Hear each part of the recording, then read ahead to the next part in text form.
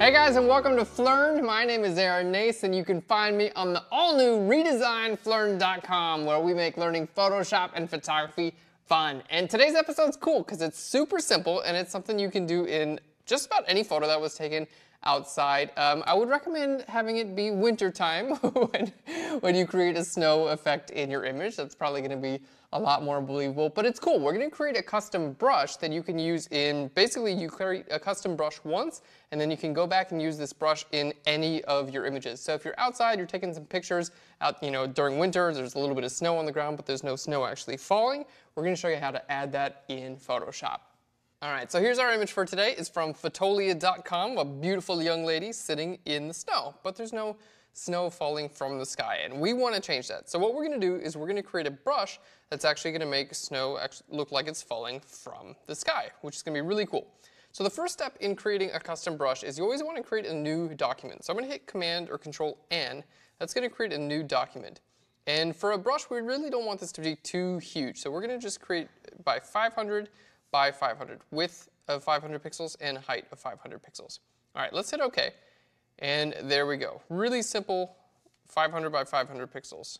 So basically what we want to do here is we want to create a couple of snowflakes, and most of the time when you're capturing snowflakes, they pretty much just look round. So what we're going to do is I'm going to grab my marquee tool here, the elliptical marquee tool, and we're just going to make a round shape right there. And on a new layer, I'm going to hit Shift Delete, and I'm going to fill this with black. Hit OK, and we're good to go. Now I'm going to make another one of these right over here, and we're going to make this a little bit smaller. We're going to fill that with black too. So the reason why we're creating two dots instead of just one snowflake is because it's going to add a little bit of variability, and it also spaces these apart. So when I go to create my brush, all these little snowflakes that I'm going to create, they're going to be spaced farther apart, and it's going to look a lot more natural. So we've got our snowflakes here, and I'm not going to add any blurring or anything to that right now. We're going to do that in the final image. This is a good start for snow. A large circle here and a small circle here. So now that we have this, basically you want a white background, and then whatever you want to turn into your brush, you want that to be black. So we're going to go to Edit, and then I'm going to go down to Define Brush Preset. There we go, and let's just call this Snow. Hit Enter, and you're good to go.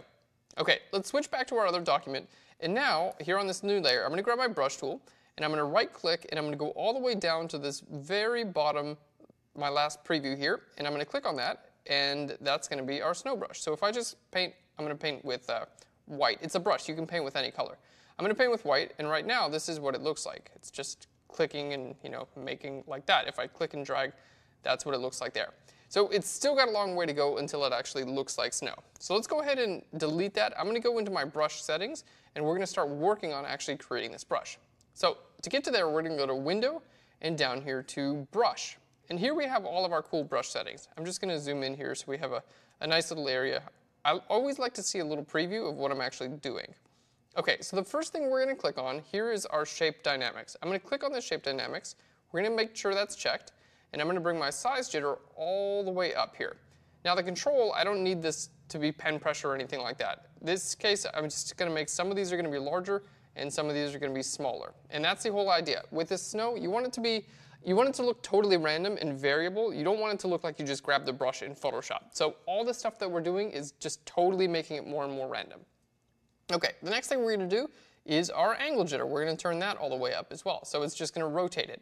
So now when I paint like this, it's not going to, you're not going to be able to identify where the large snowflake was and where the small snowflake was. Or in this case, it's just a circle. All right, and our roundness jitter we're going to turn up as well. And this is basically going to make some of these less round and some of these more round. So you get those oval shapes. Now, I don't think snow, most of the time, doesn't look that much like an oval. So we're going to take our minimum roundness and we're going to bring that up. There we go. And that's just, again, adding a little bit more variability into what we're doing. Okay, the next thing we're going to do is click on scattering. So we're turning that on. Make sure I turn both axes on. And then I want to really crank that up. So when I paint around here, you can see it's just kind of going everywhere. Let's just zoom out a little bit so you can see on our entire document. All right, I'll just paint right over here, and it's just going to start going everywhere. So this is what we need. This is going to look a lot more like snow than, than if it was just kind of like stuck in one place. Okay, the next thing we're going to look at is our transfer. So I'm going to click transfer on, and we're going to click on our opacity jitter, and I'm going to bring this all the way up. And what this is going to do is it's going to make some of these more visible. Let's just zoom in and you can see some of these are going to be more visible and then some of these are going to be less visible. So it's building in that randomness. You know what? That's a little bit too much like an oval. So I'm going to go back here to my shape dynamics and we're going to bring our minimum roundness up just a bit more. Okay, this is looking pretty good. Now I'm going to start painting around with this and see how it works. All right, that looks pretty good. If I make it smaller, how does this look here? All right, that looks pretty good too. Now, if you want these little things to be spaced apart, just go to your brush tip shape and just go bring your spacing up a little bit, and that's going to wait a little bit more before placing another one of these snowdrops. All right, let's just clear that, and we're going to go ahead and zoom in and see what we've got here. All right, so let's see. Basically, just clicking and dragging around, now we can see we've got what looks like little snowflakes that we just created totally from scratch. So you can see each time I click this brush, it creates that large point, and then it's hard to see, but it creates a smaller point as well. So I'll click it again, and I'll click it again. And I'm clicking in the exact same place, by the way, over and over again, but it's creating these all in a different place because it's scattering them around, and each of my brush is actually a lot larger than it appears because you don't really see the small, tiny bits of snowflake. You mostly just see the large ones. So that's why I created two to begin with, because it makes it look much more like a random bit of just snow or whatever you have. All right, let's go ahead and close that down. Oh, go to Window and then back to Navigator. If you ever lose your Navigator, by the way, just get it back, just like that. The next secret to creating snow is you want to do it in a bunch of different layers. Think about snow when it's actually falling. You're going to have like small, far away snow way behind you, and then your snow, as it gets closer to the camera, is going to get larger and larger and larger. So we actually are going to do that using a couple different layers. So the first time, we're going to create a new layer, and I'm going to grab my brush tool, and now with that same snow brush, we're just going to make our brush nice and small. You can right click and control your hardness right here, your size of your brush. So we're going to bring it nice and small. There we go, and I'm just going to paint around. And you'll notice I'm not clicking a whole bunch of times. I'm just clicking and dragging because the spacing that we brought into the brush early on, that's what allows this brush to kind of like have all this really nice spacing built apart, and it just looks totally random. All right, this looks great. Now we're going to be adding some blur to this, but I'm going to do that in just a little bit, okay? I like to do this, you know, like take care of every step that we need to. There we go, that looks good. So that's going to be like the snow that's far away from the camera. Now the next thing we need to do, we'll create a new layer, and I'm going to make my brush, let's just right click here, I'm going to make my brush a bit larger. There we go, that looks pretty good. And now this is going to be snow that's a little bit closer to the camera. So you can see we're already building depth. And the snow that's far away from the camera, I didn't paint that down here on the bottom because this is obviously a little bit closer to the camera. I wanted to make it look like that was a lot farther away. So I'm painting around. The nice thing here is you can choose to not paint this in front of your subject as well. And it's, you know, you can erase snow. Like you don't have to worry about a bit of snow on your subject's eyeball or something like that. So you can just erase it away. All right, let's make our brush a little bit larger. There we go. And now we're getting snow that's right close to the camera. Looking good. Let's zoom out just to see kind of what we're working with. All right, and we're gonna make another layer, and now we're gonna make our brush really large, and then this is stuff that's like super close to the camera. Okay, and if you want to, let's say this is the layer of snow that's like really far away, we can create another one of those as well. Like doesn't take long at all, and I think it's kind of fun to paint snow in an image. All right, so this is a really good start. We've got a bunch of different layers now, and each of these is kind of looking, you know, like we've got our snow starting off small, and it gets a little bit larger and larger and larger as it gets closer to the camera. So now what we need to do is kind of blur the snow because it doesn't look real. It just looks like fake something that's done in Photoshop. Because when snow is falling, it's going to have like a little bit of motion blur to it, right? So we need to build that into the image. So let's go ahead and make these top layers invisible. We're just going to click on this bottom layer here, and I'm going to go to Filter. We're going to go to Blur, and I'm going to go to Gaussian Blur. All right, and here I can just choose the blur that I want. Now, especially with these small guys, you know, they are pushed far in the background. If you go too far with this blur, they're going to disappear completely. So don't go too far with this. But you can go, you know, something right about there, that's going to look appropriate because they shouldn't be too in focus, especially if they're far away, because our background's not in focus. So this is going to depend on your image. If your background is in focus, you can put these in focus as well. All right, so there we go. You can see already it looks like real snow behind her. There we go. We've got another layer of this, and maybe this can get a little bit less of a blur. So we'll just bring this in, and there we go. Okay, now the snow in front of her, we're gonna, again, go to Gaussian blur. That looks pretty good there. And this is totally up to you, however much blur you want to add to this. And I would totally recommend playing around. Like, do this a few times and kind of decide, you know, like, okay, you know, I like this version more than that version. It's okay to do multiple versions of this. Okay, let's make this one visible.